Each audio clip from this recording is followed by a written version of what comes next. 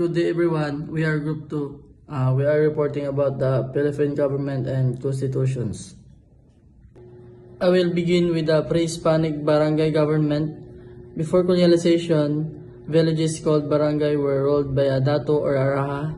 Society was divided into three classes, the Maharlika and nobles, the Timawa or free people, and the Alipin or slaves divided into namamahay and sagigilid. The dato create laws with the help of elders. In Mindanao, the Sultanes of Sulu and Maguindanao formed in the 16th and 16th century. When Spain arrived in 1521, the Philippines became a colony under the Council of the Indies. The Governor-General held executive and legislative powers, while the Royal Audiencia served as the court. Spain implemented the Leyes de Indias and the Encomenda system. The Patronato reunited church and state, giving friars strong political power. After Mexico's independence in 1821, the Philippines was ruled directly by the Spain. Resistance and propaganda movement. Filipinos resisted Spanish abuses, leading to more than 100 uprisings. The Cavite Mutiny of 1872 resulted in execution of Gumburza, inspiring the Ilustrados to form the propaganda movement. Leaders like Del Pilar, Jaena, and Rizal pushed reforms. Rizal wrote No Limitangere, the movement's most powerful tool. He later formed the Liga Filipina before being exiled to Dapitan. The Katipunan and the Philippines Revolution. In 1892, the Katipunan was formed by Andres Bonifacio to fight for independence. Its cry in Balintawak in 1896 started the Philippines Revolution.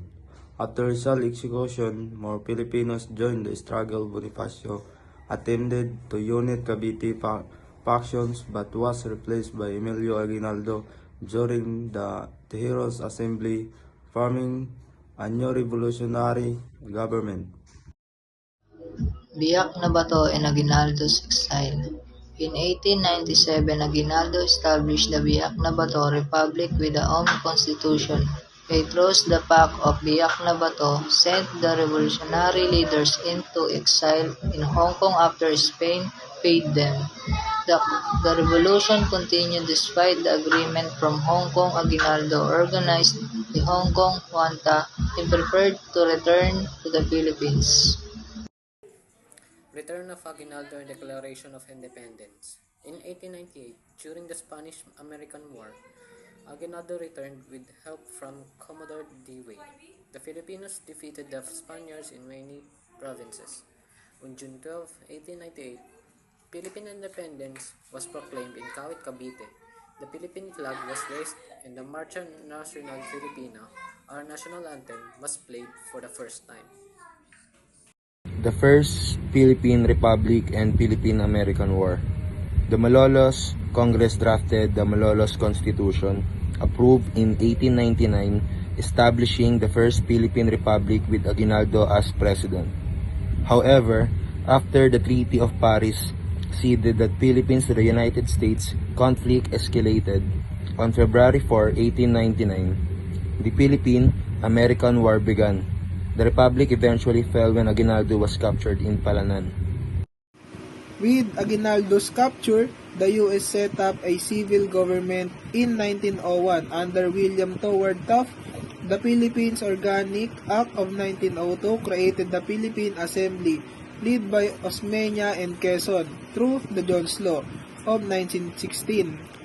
The U.S. promised eventual independence. Later, the Ox-Rocks Mission secured the independence law, followed by Quezon Tidings McDuffie Law. In 1934, a constitution was drafted for the transition to the independence. In 1935, Manuel L. Quezon was elected as the first Commonwealth President. The government prioritized national defense, created new offices, granted women the right to vote, and adopted Filipino based on Tagalog as the national language.